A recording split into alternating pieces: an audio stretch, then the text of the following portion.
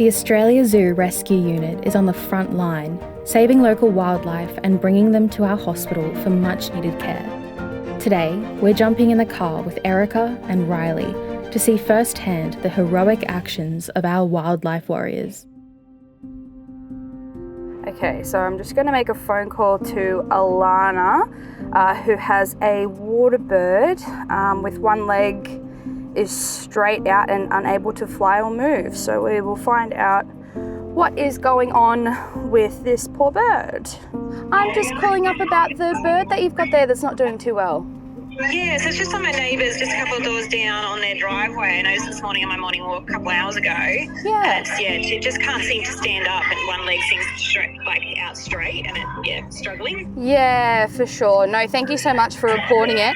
We will definitely head out there this morning and go check it out and see what we can do for the poor fella. All right. So we're just going to come in and grab some mealworms. We obviously don't encourage people to feed the birds, but it is handy for us to have to be able to get them closer. In this case, we're going to take out some mealworms for a magpie that we've been trying to catch, which has got some line wrapped around its foot. So hopefully it will be a catch and release job that we can actually cut the line and then release it. But we're also going to go out and get a curlew chick. So we might throw a few mealworms to the parents just as a little, we're sorry. If we cover them with a towel, almost that we block what's happening, it makes it a little bit less stressful for them. And it also means that the chick vocalises a little bit less as well. It's all right. Good job, Mama. That's it. You did so well. So sorry. Sometimes the parents are already accepting of what's happened because they might already know that their chick is compromised. And unfortunately, they can be a little bit ruthless sometimes. So it just depends on the stage where they're at. He's definitely not got very much use of possibly both legs, the poor thing. So he might have had a collision with a car and could be paralysed. Unfortunately, because curlews and other ground-dwelling birds are a little bit more reluctant to fly because they find all of their food, they do all of their foraging on the ground, they nest on the ground. They do a lot of road crossing and not a lot of flying of great height. So it makes them pretty vulnerable to car hits. Yeah, especially too if Bub's not able to fly yet, the parents are less likely to fly.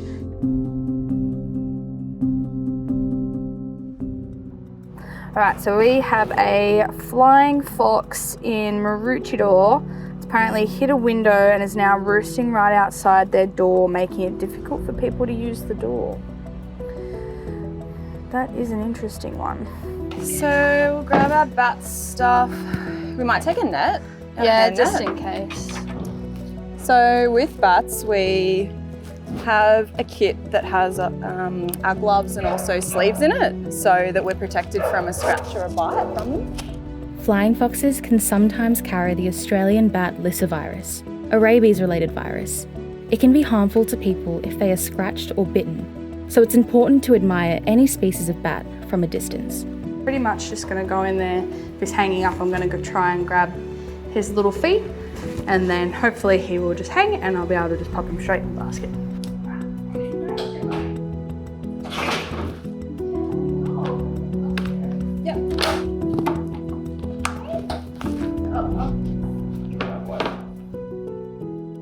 With the fruit bat now safe in their care, the team heads to a local vet where they have been called in to pick up another patient. Yeah, so you've got a kookaburra that you've brought in, that was brought in. Yeah, so he was possibly hit by a car. He was found on the side of the road, quite hot, panting quite heavily. Baby. So he's pretty fluffy. He was very flat when he came in. Was expecting shock, but no obvious injuries. Haven't fed him, but we've just pretty much popped him away because obviously we don't want to get extra shock. We let them chill out. Yeah, sometimes, especially being a young one as well, sometimes they can just be young and naive and end up in really weird spots. But obviously you can't be too sure with wildlife next to roads because that's it. He could have been hit and is suffering maybe a mild concussion as well. So yeah, better to be safe than sorry and take him back to the wildlife hospital for a full check over. Hello, David speaking. Hi David, it's just Riley again. Thank you so much for sending through those photos. So it's a baby bush turkey. Thought it might be, but it does have colours. But yeah, I don't think you can get our or he doesn't appear to know how to get out. So we've had a call about a little juvenile bush turkey. It's not very far off hatching because it's only little and very fluffy, but in this case it's actually wandered into a storage facility and somehow gotten up onto the second floor as well. So while a lot of the time birds will actually figure their own way out of buildings, and usually it's the least stressful way to get them out, in this case, because he's on the second story and he's mostly trapped in, it might take him a little while to figure it out. So we figured we'd jump in and hopefully it'll just be a quick catch and then we can release him into the bush at the back of the property.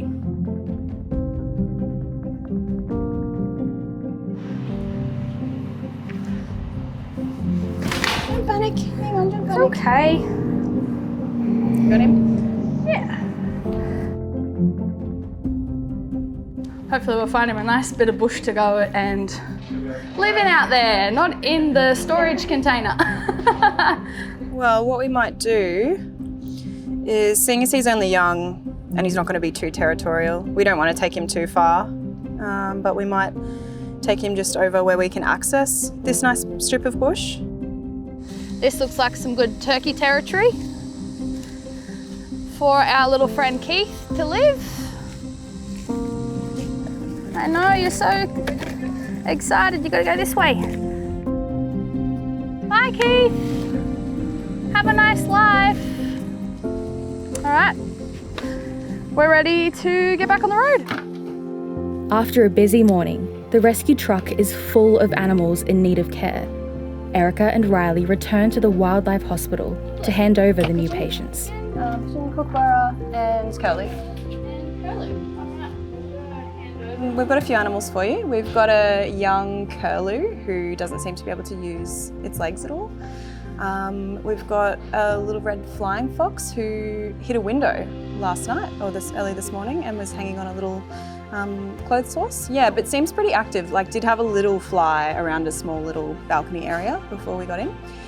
A kookaburra who was likely hit by a car, but also seems to be quite bright. Yeah, he was found on the side of the motorway and they were able to grab him, so. Yeah.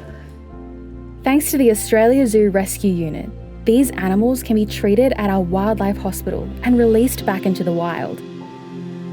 But the day hasn't finished yet, and Erica and Riley will face more challenges in their afternoon rounds.